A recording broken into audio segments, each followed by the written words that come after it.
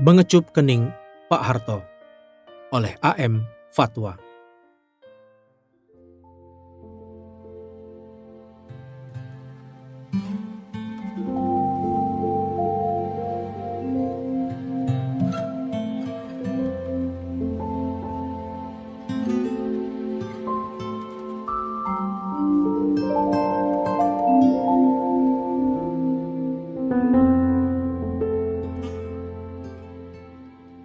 Saya lakukan itu ketika membesuk Pak Harto di Rumah Sakit Pusat Pertamina pada tahun 2007. Itu bukan kunjungan yang pertama, sebab sebelumnya saya juga telah beberapa kali menjenguknya. Tapi kali ini saya rasakan sesuatu yang agak istimewa. Saat itu kesehatan Pak Harto sudah berangsur membaik. Beliau berbaring dengan sandaran yang sedikit dinaikkan di ruang rawat VVIP. Dari pintu, saya diantar oleh Mbak Tutut dan Mbak Titi yang memberitahu Pak Harto. "Ada Pak Fatwa, Pak." Dengan senyum khasnya dan wajah ceria Pak Harto menjawab, walaupun ucapannya masih terbata-bata. "Oh, iya. Terima kasih." Saya merasa masih banyak yang ingin diucapkannya, namun terhalang oleh kemampuan bicaranya yang terbatas. Saya menangkap penerimaan yang tulus dari pancaran wajah Pak Harto saat menerima kedatangan saya itu. Hal itu membuat saya refleks mencium kening beliau. Saya melihat Mbak Tutut, Mbak Titi, serta dua kerabat yang lain menyaksikan dengan agak tercengang keheranan.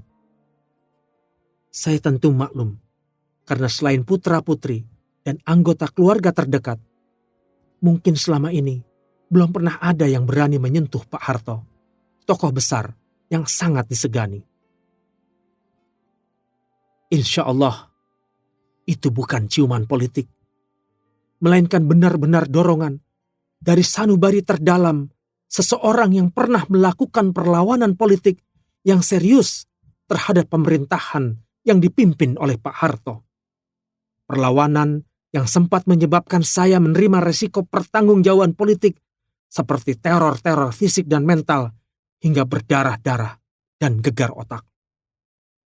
Percobaan pembunuhan yang dilakukan oleh Intel Kamtib hingga diganjar vonis penjara 18 tahun dari tuntutan seumur hidup yang pada hakikatnya merupakan rekayasa politik yang dikemas dalam format hukum.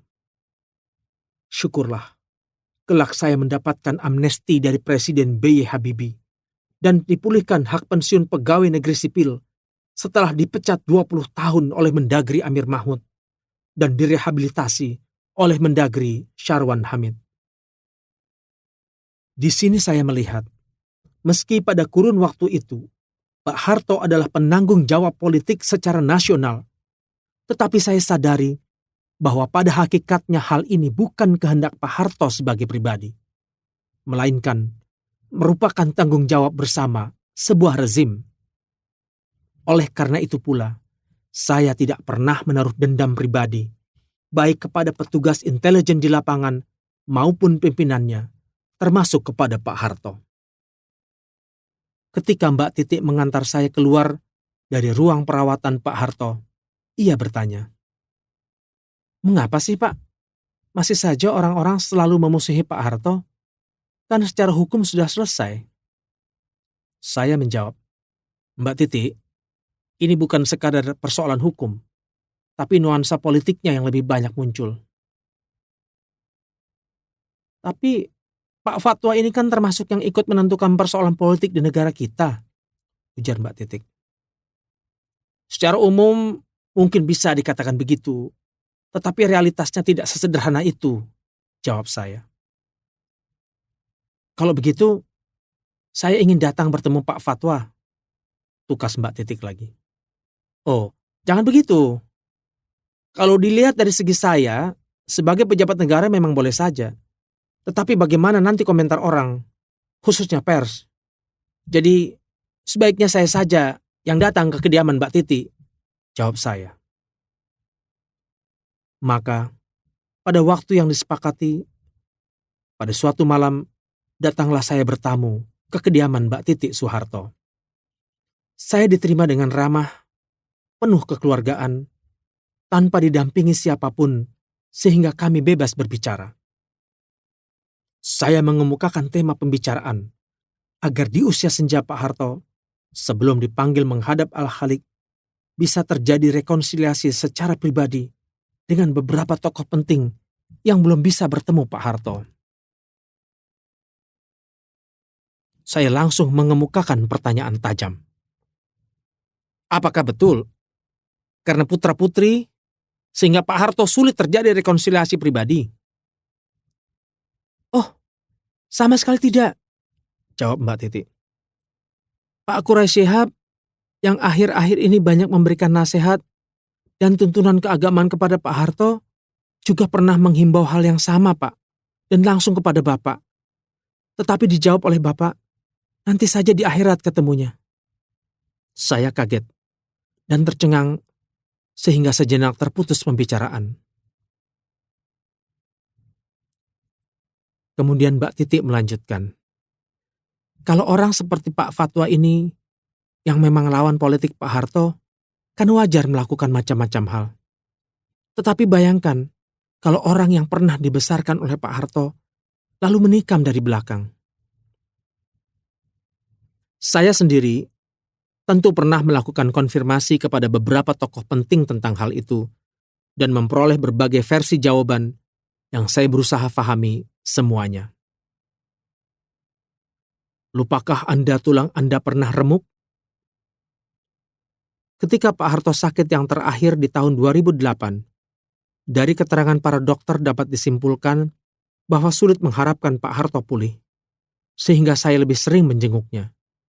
Bahkan, malam terakhir sebelum beliau wafat, hingga dini hari saya berada di ruang tunggu kerabat dekat Pak Harto, bersama beberapa tokoh yang saya sudah akrab sebelumnya, seperti Tri Sutrisno, Murdiono, Maftuh Basyuni, juga mantan menantunya, Prabowo Subianto, serta rombongan santri yang melakukan zikir bersama dipimpin oleh Kiai Haji Makhrus Amin dari pesantren Darun Najah.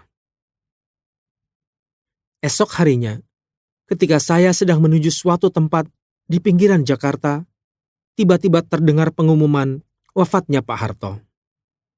Segera saya minta ajudan dan pengemudi membelokkan kendaraan menuju RSPP dan membatalkan semua agenda kegiatan, sehingga saya termasuk pentakziah yang tiba agak awal. Malam harinya, saya menyempatkan kembali bertakziah di rumah duka dan memutuskan ikut menghadiri pemakaman Pak Harto di Astana Giribangun. Murdiono menawari saya ikut rombongan keluarga, tapi saya memutuskan ikut pesawat rombongan pejabat negara.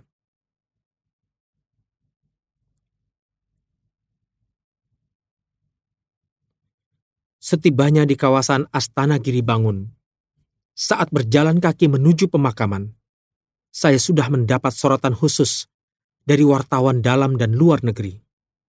Karena memang sudah menjadi perhatian umum bagaimana posisi masa lalu saya di mata pemerintahan Orde Baru dan bagaimana reaksi saya dulu ketika proses pembangunan Astana Giribangun.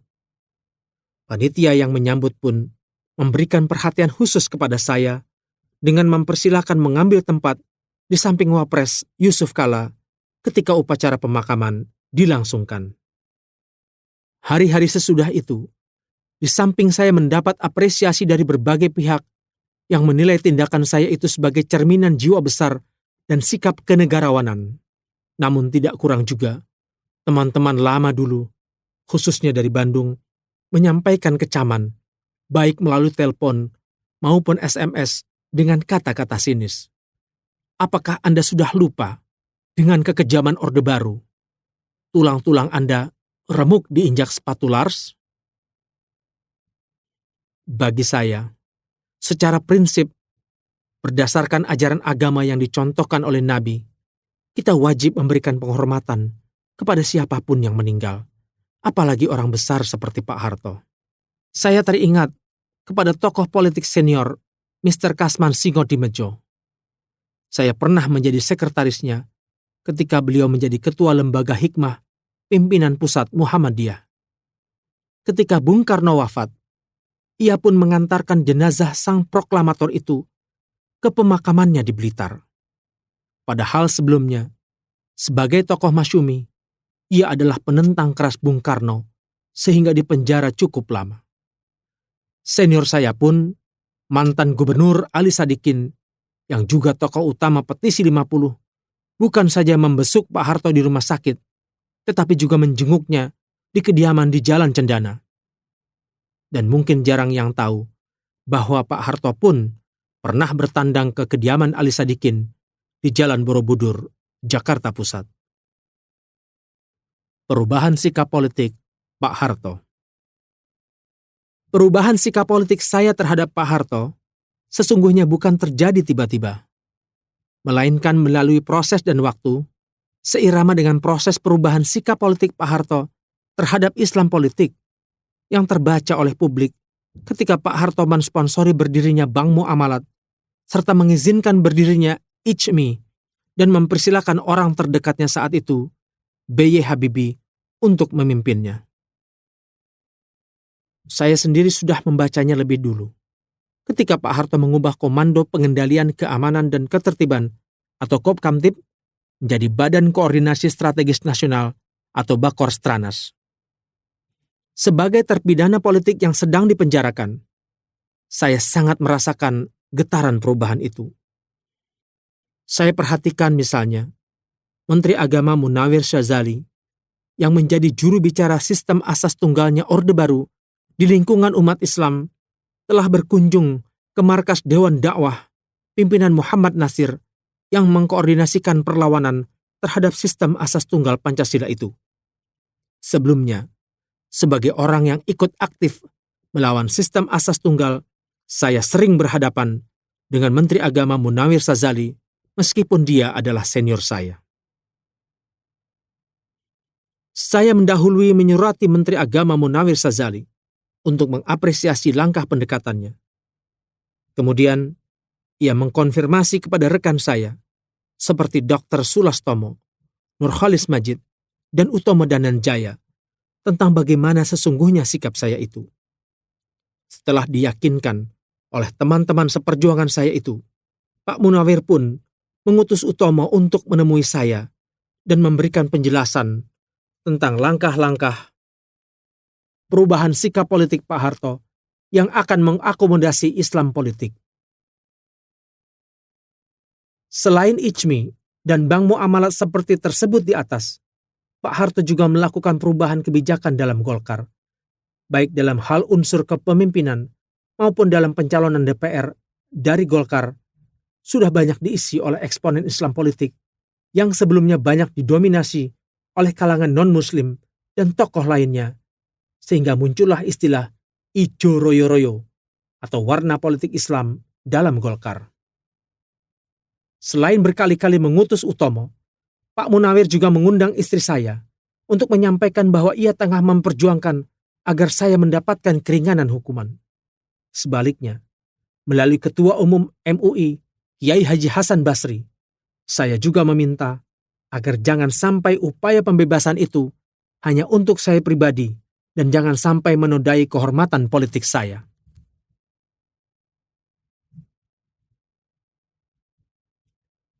Sejalan dengan itu, Pak Anwar Haryono, Ketua Umum Dewan Dakwah yang menggantikan Muhammad Nasir, yang juga tokoh utama Petisi 50, pun menjelaskan ketika menjenguk saya di penjara tentang perkembangan baru paradigma politik Pak Harto, dan dia termasuk mendukungnya.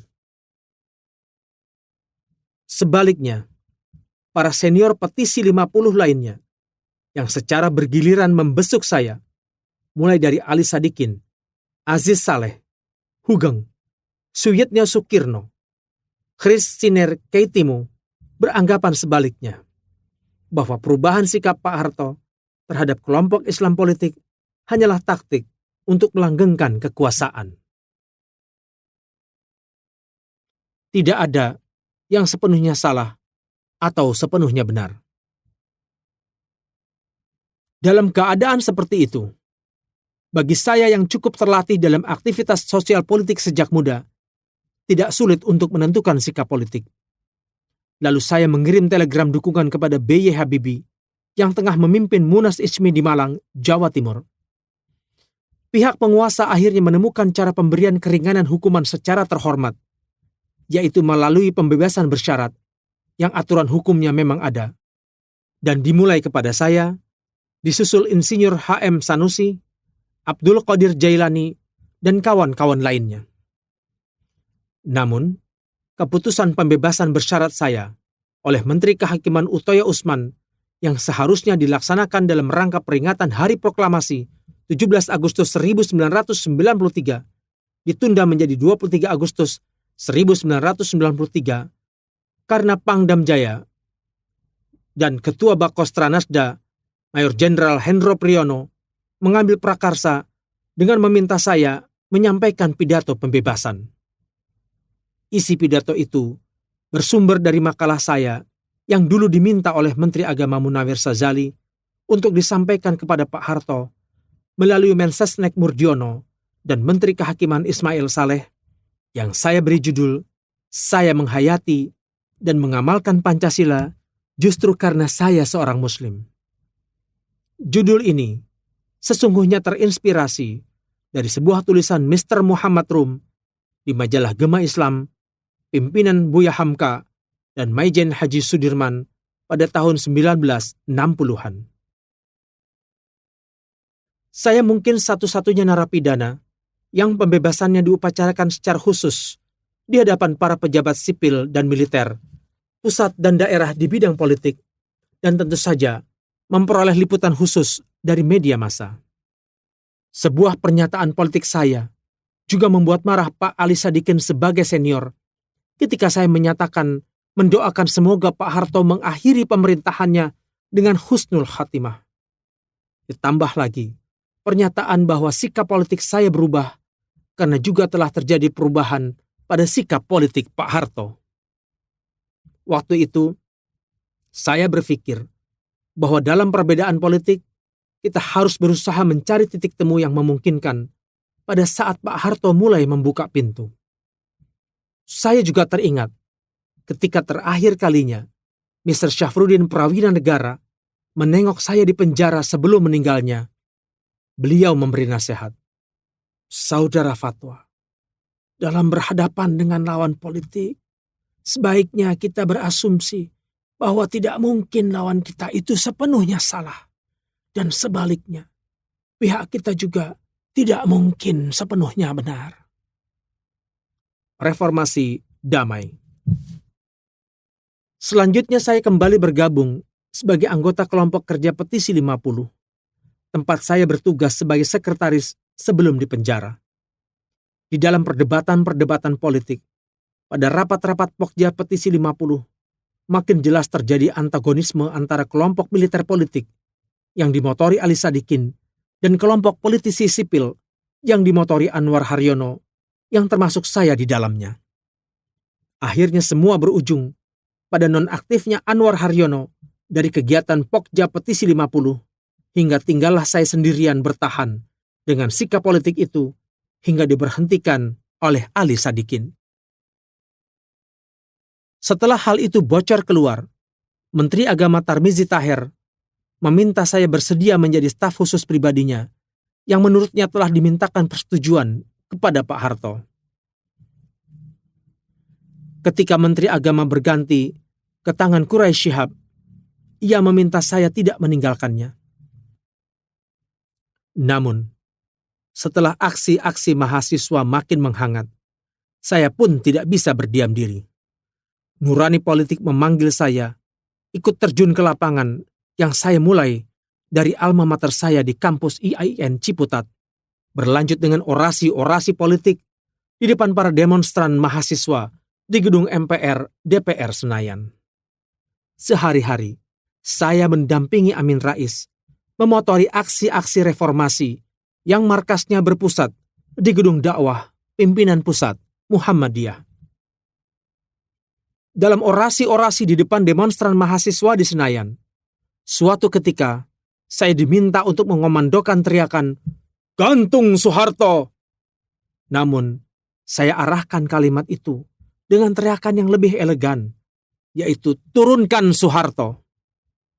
oleh kelompok Nurholis Majid yang berusaha mengarahkan agar gerakan reformasi tidak sampai bias dan tercemar menjadi anarki. Saya pun dimintai bantuan mendampingi terus Amin Rais agar konsisten ke arah reformasi damai. Untuk itu, secara simbolik saya memakaikan kopiah bertuliskan "Reformasi Damai" di kepala Amin Rais ketika ia diterima oleh Komisi 2 Politik Dalam Negeri DPR RI dan ketika ia berorasi di depan demonstran mahasiswa. Akhirnya, di dalam kesimpulan sikap politik saya terhadap Pak Harto, meskipun beliau adalah penanggung jawab tertinggi rezim Orde Baru, tetapi sesungguhnya kebijakan politik itu merupakan tanggung jawab bersama sebagai sebuah rezim. Dan dilihat dari perspektif konstitusi, memang fleksibilitas Undang-Undang Dasar 1945, khususnya pada pasal 7 tentang masa jabatan presiden yang memungkinkan dipilih berulang kali itulah yang memberikan peluang dan kesempatan politik bagi seorang penguasa untuk melanggengkan kekuasaannya.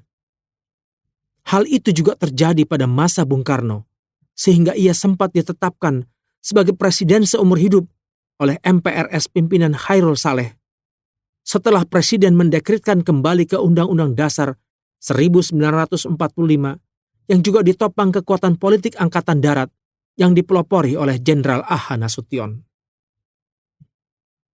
Sebagai manusia beragama yang dengan setia menganut dan memperjuangkan sistem demokrasi dalam berpolitik, yang intinya antara lain kebebasan menyatakan pendapat dan pilihan sikap politik, saya bersyukur bahwa meskipun saya pernah ikut melakukan perlawanan terhadap rezim Soekarno, Orde Lama, dan rezim Soeharto, Orde Baru, hingga kedua rezim itu pun pernah memenjarakan saya, tidak pernah saya menyimpan dendam politik, apalagi dendam pribadi terhadap siapapun. Hal itu tercermin juga dalam pergaulan politik saya yang terbuka dengan golongan dan aliran manapun, termasuk persahabatan pribadi saya dengan putra-putri Bung Karno dan putra-putri Pak Harto.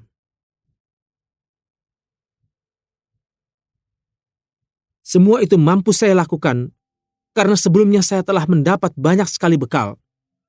Teladan sopan santun dalam pergaulan politik banyak saya peroleh dari pimpinan politik dan Ketua Umum Partai Masyumi, Prawoto Mangku Sasmito, dan teladan memelihara silaturahmi, terutama saya peroleh dari Profesor Abdul Kahar Muzakir. Andi Mapataheng Fatwa lahir di Bone, 12 Februari 1939. Menjadi Imam Tentara Angkatan Laut 1967 sampai 1970. Pegawai Negeri Sipil pada Direktorat Politik Pemda Provinsi DKI Jakarta 1970-1979. Ia menjadi staf khusus Menteri Agama Tarmizi Tahir dan Quraisy Shihab antara 1996 hingga 1998. Wakil Ketua DPR RI pasca Gerakan Reformasi 1999 hingga 2004. Wakil Ketua MPR RI 2004-2009. Pada saat buku ini selesai ditulis, Fatwa menjabat anggota DPD RI untuk daerah DKI Jakarta periode 2009-2014. AM Fatwa meraih bintang Mahaputra Adi Pradana pada tahun 2008 dan award Pejuang Anti Kezaliman dari Presiden Republik Islam Iran di Teheran 2009. Dengarkan bagian selanjutnya hanya di channel Dengar Buku.